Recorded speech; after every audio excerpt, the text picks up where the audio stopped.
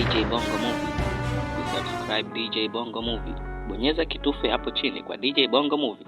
Karibu katika movie zetu zilizotafsiriwa. Hizi ni movie ambazo kila siku zinaangaza maisha, zinaangaza dunia. Kama unadhani umeona movie za vurugu, basi hujaiona Project Wolf Hunting. Hii ni action ya kawaida, hii ni vita ya kushinda. Hii sio action ya kawaida, hii ni vita ya kuishi ndani ya meli katikati ya bahari. Hadithi inaanzia pale kundi la wahalifu hatari sana wa Korea wanapohamishwa kutoka Ufilipino kurudishwa Korea Kusini kwa meli maalum ya mizigo. Wanalindwa na polisi na maafisa maalum, kila mmoja akiwa amefungwa minyororo. Lakini ndani ya meli kuna siri kubwa, siri ya majaribio ya kisayansi yaliyofanywa kwa binadamu. Safari inaanza kawaida, lakini muda mfupi baadaye wahalifu wanaanzisha uasi mkali, wanaua askari kadhaa na kuanza kuteka meli. Risasi zinatembea, damu inamwagika na meli inageuka kuwa uwanja wa mauaji. Lakini hapo ndipo mambo yanabadilika kabisa. Ndani ya chumba cha siri cha meli kuna kiumbe kilichotengenezwa kwa majaribio ya kijeshi, mtu aliyebadilishwa na kuwa mashine ya kuua. Anaitwa Alpha. Hana huruma, hana uoga na hawezi kuzuilika kirahisi. Anapoachiliwa, kila mtu ndani ya meli anakuwa lengo. Sasa sio tena dhidi ya wahalifu, ni kila mtu kupigania maisha yake dhidi ya kiumbe mwenye nguvu za ajabu, mwenye kasi isiyo kawaida na uwezo wa kuhimili majeraha makubwa. Umpige nini? Mapigano makubwa makali sana. Kila kona ya meli inageuka vita. Hakuna sehemu salama, hakuna anayeaminika. Kila dakika mtu anaanguka. Kadri ukweli unavyoanza kufichuka, tunagundua kuwa mradi huu wa siri ulikuwa jaribio la kutengeneza askari wa kiwango cha juu kwa vita, lakini walichokiumba kimewageuka. Mwisho wa movie unakuacha na mshangao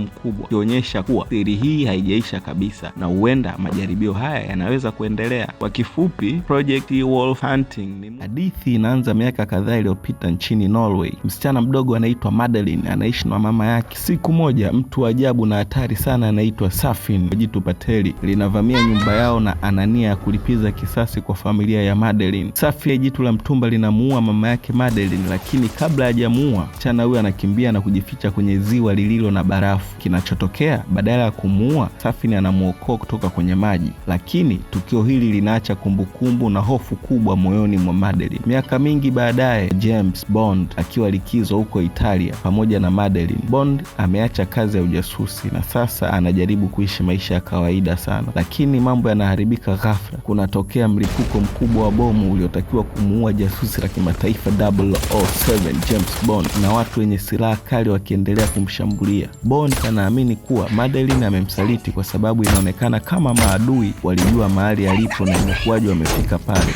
How did they know I was here? Kwa hasira na maumivu, Bond anaamua kumwacha Madeline na kuondoka. Miaka 5 inapita. Bond sasa anaishi peke yake nchini Jamaica, lakini rafiki yake wa zamani kutoka CIA, Felix Leiter, anakuja na kazi mpya akimpa na kumwambia mwanasayansi mmoja ametekwa maabara pamoja na silaha hatari inayoitwa nano Hera. Hii ni teknolojia ya kutisha sana, inaweza kuua mtu kwa kutumia DNA yake. Ina maana inaweza kulenga mtu mmoja au familia yake yote. Katika misheni hiyo, Bond anakutana na wakala mpya wa M16 anaitwa Nomi. Nomi sasa ndiye anayetumia namba ya 007. Wakati huo tunaona kuwa mtu aliyesababisha matatizo yote ni Safin, yule aliyemuua mama wa Madeline ile wakati wa mwanzo. Safin sasa ana mpango mkubwa sana wa kutumia silaha ya nano Hera kuua mamilioni ya watu na kufanikisha azma yake. Bond anagundua kuwa Madeline ana siri kubwa. Baadaye tunagundua kuwa Madeline ana mtoto mdogo wa kike anaitwa Matilda, na mtoto huyo ni mtoto wa James Bond. Hii sasa inabadilisha kila kitu, ikiwa Bond ana sababu mpya ya kupigana katika janga hilo, sio tu kuokoa dunia bali ni kulinda pia familia yake. Safin anamteka Madeline na Matilda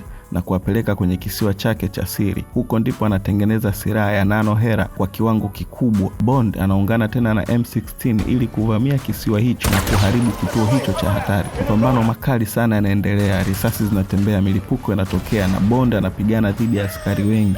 Hatimaye Bond anakutana uso kwa uso na Safin jitu la mtumba. Lakini kabla ya kumuua, Safin anamwambukiza Bond virusi vya nano Hera vilivyotengenezwa kwa DNA ya Madeline na mtoto wake. Hii ina maana kuwa James hawezi tena kuwagusa bila kuwaua. Huu ni wakati wa kusikitisha sana. Bond anagundua kuwa hawezi tena kurudi kwenye familia yake, na wakati huo huo makombora kutoka kwa jeshi la Uingereza yanaelekea kuharibu kisiwa hicho ili kuzuia silaha ya nano isisambae duniani. James Bond angeweza kukimbia, lakini anaamua kubaki. Anafungua milango ya kituo cha makombora katika eneo hilo, kisha Anazungumza kwa simu na mama watoto Madeline kwa mara ya mwisho. Anamwambia ukweli, Matilda ni mtoto wako. Baada ya hapo makombora yanaanguka, kisiwa kinaharibika kabisa, na hapo ndipo safari ya James Bond inaisha, ikiwa na maana James Bond 007 anakufa kwa mara ya kwanza katika mfululizo wa picha zote. Mwisho wa movie unaonyesha Madeline akimwambia binti yake hadithi ya baba yake James Bond. Kwa kifupi, No Time to Die ni movie ya action iliyojaa mapambano makali,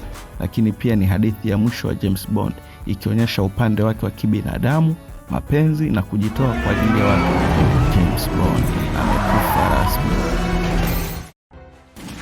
Usisahau kusubscribe. Story inaanza na wapiganaji wawili kutoka Ulaya, William Garin na rafiki yake Tovel. Wanasafiri kupitia milima na majangwa ya Asia wakitafuta black powder, gunpowder ya China, ambayo wakati huo ilikuwa siri kubwa ya vita. Lengo lao si kusaidia watu, wanataka utajiri na nguvu. Lakini safari yao inageuka kuwa ya kutisha usiku mmoja wanaposhambuliwa na kiumbe wa ajabu kisichoeleweka. Katika mapambano hayo, William anafanikiwa kukata mkono wa monster huyo, lakini hawajui walichokutana nacho ni nini. Asubuhi wanafika kwenye ukuta mkubwa wa China, The Great Wall, lakini badala ya kupokelewa kama wageni, wanakamatwa na jeshi kubwa la walinzi linaloitwa Nameless Order. Ndani ya ukuta huo, William anagundua siri kubwa. Ukuta kujengwa tu dhidi ya maadui wa kawaida, ulijengwa kuzuia monsters wanaoitwa Tao Te. Hawa ni viumbe wenye njaa ya kuteketeza binadamu wote. Kila baada ya miaka 60 wanarudi kushambulia dunia, na jeshi lote la Nameless Order limejitolea maisha yao kulinda ukuta huo. Hapa ndipo movie inaanza kuwa ya vita kubwa na mystery nzito. Sura Al-Kahf inaeleza simulizi ya Dhul-Qarnain. Aliwahi kufika sehemu ambapo watu walikuwa wakiteswa na Yajuj na Majuj. Nijengeni nguvu nami nitaweka kiziwizi kati yenu na wao. Na movie haijasema Tao Te ni Yajuj na Majuj, lakini idea ya ukuta mkubwa unaozuia nguvu za maangamizi inafanana sana na The Great Wall. Usiku mmoja alarm kubwa inapigwa. Tao Te wanafika. Maelfu ya monsters wanaanza kukimbia kuelekea ukuta kwa kasi ya kutisha. Askari wa China wanapanga safu zao huku wakijua wengi wao hawataishi. Mishare inarushwa, ngoma za vita zinapigwa, askari wanaruka kutoka juu ya ukuta kwa kamba, monsters wanapanda ukuta kwa maelfu. William anashangazwa na jinsi jeshi hilo lilivyo tayari kufa kwa ajili ya watu wengine, na hapo ndipo anaanza kubadilika kutoka mtu mwenye tamaa na kuwa shujaa wa ukweli kabisa. Kadri vita vinavyoendelea, jeshi linagundua kuwa Tao Te si monsters wa kawaida, wanafanya kazi kama akili moja kubwa inayotawaliwa na queen wao. Hapa ndipo movie inaanza kuonyesha kuwa nguvu kubwa ya uharibifu inaweza kuwa organized kuliko binadamu wenyewe. Yajuj na Majuj kama nguzo kubwa ya uharibifu itakayokuja kwa wingi mkubwa, watatoka kwa kasi kutoka kila sehemu. Kwenye movie, Tao Te wanapovunja ulinzi na kuingia mjini wanaonekana kama wimbi lisilozuilika. Mwanzoni William anakuwa mwizi wa siri za vita, lakini baada ya kuona ujasiri wa Commander Lin na askari wa China, anaanza kuona maana ya kujitoa kwa ajili ya watu wengine. Anaamua kubaki na kupigana badala ya kutoroka. Hii ndio pointi kubwa ya character development yake. Licha ya ukuta mkubwa, Tao Te wanatumia mbinu mpya na kufanikiwa kuingia ndani ya China. Mji unaoingia kwenye chaos, watu wanakimbia, majengo yanaanguka, monsters wanaua kila wanachokutana nacho, na jeshi linaanza kupoteza matumaini. William na Commander Lin wanagundua njia pekee ya kushinda ni kumuua queen wao Tao Te, kwa sababu monsters wote wanafuata akili yake. Wakimuondoa, vita vitaishi. Wanapanga mission ya mwisho na ya hatari sana katikati ya mji uliojaa monsters. Katika scene kubwa ya mwisho, balloon za vita zinapaa juu ya mji, monsters wanashambulia kila upande. William na Lin wanapigana kupitia maelfu ya Tao Te. Hatimaye wanamfikia queen. Baada ya mapambano makali sana, queen anauawa. Sekunde chache baadaye monsters wote wanaanguka, dunia inaokolewa. Baada ya vita kuisha, William anapewa nafasi ya kuondoka China akiwa huru, lakini sasa si mtu yule wa mwanzo. Alikuja kutafuta nguvu na utajiri, lakini ameondoka akiwa ameona maana ya sacrifice, unity na kulinda dunia dhidi ya maangamizi. Movie ya The Great Wall ni zaidi ya action ya monsters, ni story ya ukuta unaozuia maangamizi, ni vita vya mwanzo vya binadamu na hofu ya nguvu zinazoweza kuangamiza dunia. Na unapoweka pembeni baadhi ya aya za Qur'an kuhusu Yajuj na Majuj, mfanano wake unakuwa kushangaza sana. Lakini kumbuka, movie hii ni fantasy, wakati simulizi ya Qur'an ni sehemu ya imani ya kidini, na hapo ndipo mystery yake inakuwa nzito zaidi kwa watazamaji wengi duniani. Bahari ya Pacific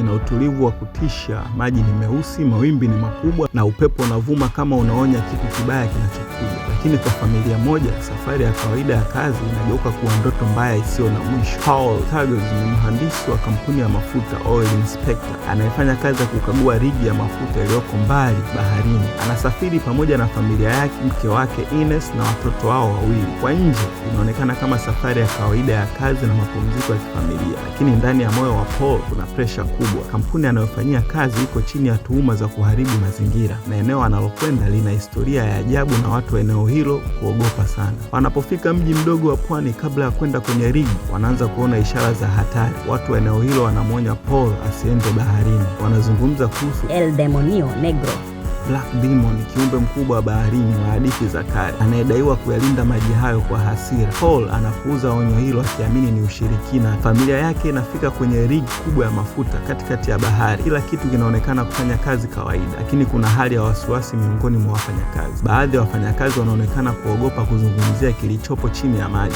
Wameona kitu kikubwa sana kinachozunguka rigi. Paul bado anajaribu kufanya kazi yake kama mtaalamu, akichunguza kama kampuni inafuata sheria za mazingira, lakini bahari haionekani kuwa ya kawaida. Usiku wa kwanza mambo yanaanza kubadilika. Maji yanazunguka kwa nguvu isiyoeleweka. Generator zinaharibika ghafla. Wafanyakazi wanaanza kupoteza maisha katika mazingira ya kushangaza. Kiumbe kisichojulikana kinashambulia chini ya rigi. Mwanzoni watu wanaamini ni ajali za kawaida za bahari, lakini kadri muda unavyoendelea inakuwa wazi kuwa kuna kitu kikubwa cha hatari kinachowafuatilia. Hapo ndipo hadithi ya Black Demon inaanza kuwa na hofu kubwa. Kiumbe hicho kinashambulia kwa mara ya kwanza wazi. Rigi inatetemeka, miundo ya chuma inaanza kuvunjika. Wafanyakazi wanajaribu kukimbia, lakini hakuna sehemu salama. Paul anagundua kuwa si ajali,